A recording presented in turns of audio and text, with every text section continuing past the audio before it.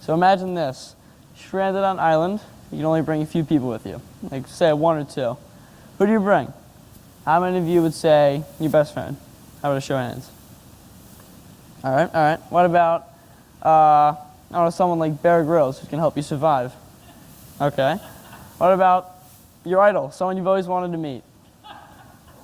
Nice, all good answers. But did any of you think about bringing your siblings, possibly? No, I didn't think so.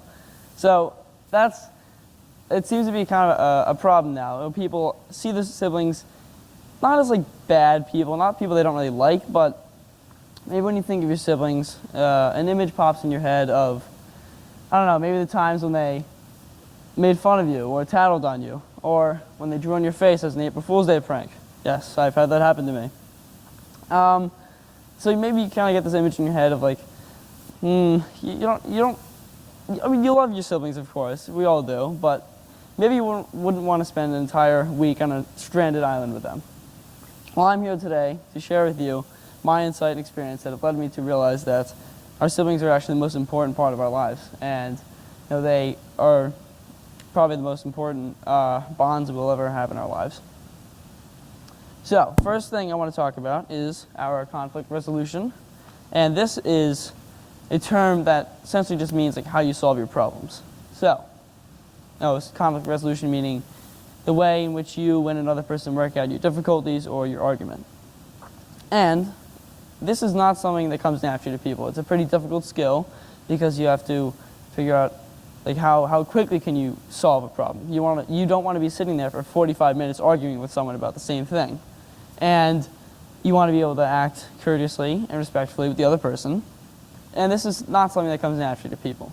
So you need someone to help you develop that skill. And who do we look for? Our siblings. Yes, our siblings are the ones that are going to help us develop our problem-solving skills. And because, why? They're always next to us. When we're kids, when we're little, we spend almost all day with our siblings. Most of you know that probably. And, it's just common sense that the more time you spend with someone, the more likely you are to get into an argument with them. So, with the arguments you have throughout your childhood with your siblings, you learn to develop this conflict resolution skill. Going back to that again, and how well you can, talk out a problem with someone and figure out your difficulties. So, an experience that I've had with this, my little sister, Katie, she is 14, and about, say, like 4 years ago or so, we were walking our neighbor's dog, and yes, his name is Max. He's a pug. He's very fat, and it was her job. It was my sister's kind of job. Like she was the one that got asked to walk the dog. I was kind of just tagging along, if you will, and she was walking the dog, and then all of a sudden the dog went on the lawn. You're not really supposed to let a dog go on someone else's lawn because he could, go to the bathroom. That's not very respectful. So I was telling my sister, like, hey, you gotta pull his leash and get him to go over somewhere else. You can't really do that. And she kind of just said, like, no, this is my job. I can do whatever I want. I said, no, that's not how the world works. You need to take care of the dog and make sure you are being respectful of other people. And I went to grab the leash and said, like, we gotta move him over. And her, being the stubborn mule that she is, would not listen to me. And I tried to take the leash again. No success. She just would not budge and would not listen to me. So I was very, very angry at that point, and just kind of stormed away, left, and went back into her house. And what are these images here? Very interesting. So I did not break her phone, don't worry. I went back inside, and I was thinking like, oh, I need to get back at her. I need to annoy her somehow, like she annoyed me. Oh, what could I do? I could take her iPod or something and hide it. I was not going to smash it or burn it. That would be a little too extreme. But I was thinking I need to do something to get revenge.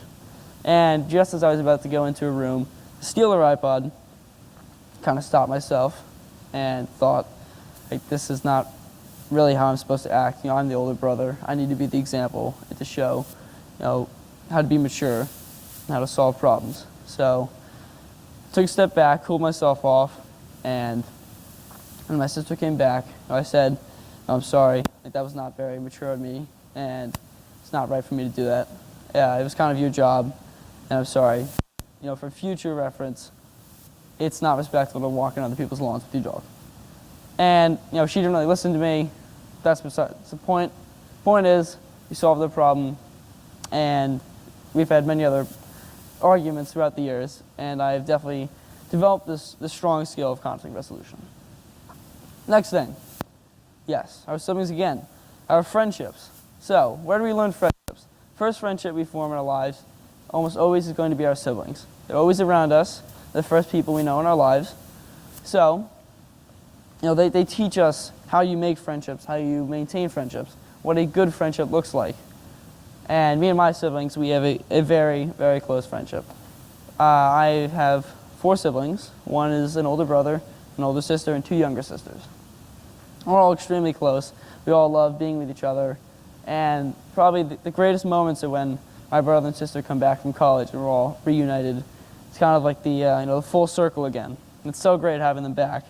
And my favorite memories are definitely every Christmas, probably around the weekend before Christmas, we go Christmas shopping at Target. And we get each other gifts. And we go there for like about 2.5 to 3 hours. And it is so much fun. Because we do not really get each other real gifts. I got my sister a papaya for Christmas, and I got my brother a prickly pear. So, I'm a very good brother, as you can see. And we just get each other fun gifts, and like I said, we go to Target for a while and just kind of walk around, split up, and then we come back to our house and wrap them all. And seeing each other unwrap the presents on Christmas morning it's a really great feeling. So we just share this fun experiences with each other, and it makes our bond stronger together. And so, learning how to have friends and how to maintain that friendship with my siblings has definitely helped me in my life, making other friends through school. Final thing, our creativity. So when you think of your siblings, you probably wouldn't associate them with creativity, but hear me out. So, back in the old days when people didn't really have Xboxes or PlayStations or phones, they would actually go outside. Yes, they would leave their house and they would walk to their neighbor's house and they would ring the doorbell without texting them before saying if they want to hang out. You would actually go over and press that button on the door and see if they would want to hang out with you. So every day, me and my brother would walk over to our neighbor's house, our 2 neighbors actually. They were both my brother's age, so 4 years older than me.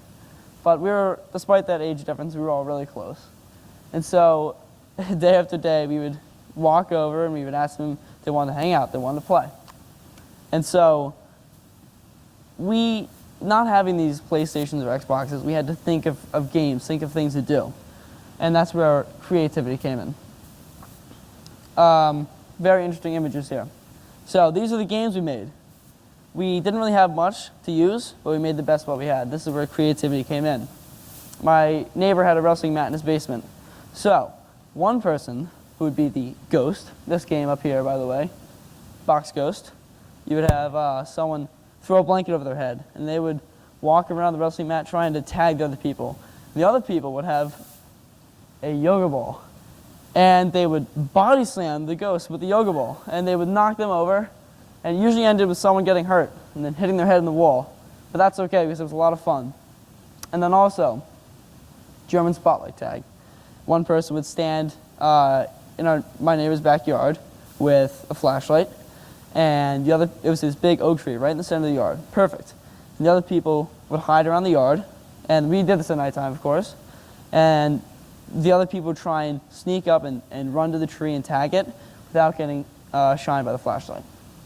And then finally, the game we made was something called Mud Ball, and we used the yoga ball again, and one person would swing back and forth on the swing set, and then one person would kind of like pitch the yoga ball, and in midair they would kick it off the swing and then jump off, and it would kind of continue like baseball.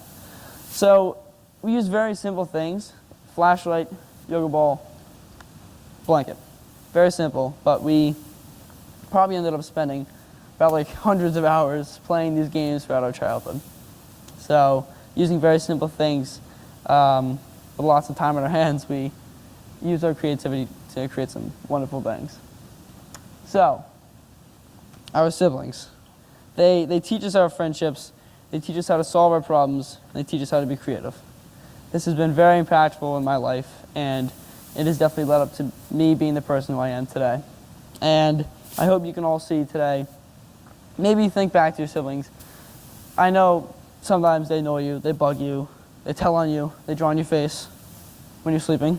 But are they really that bad? Is it really would it really be that bad spending a week on vacation on a stranded island with your siblings?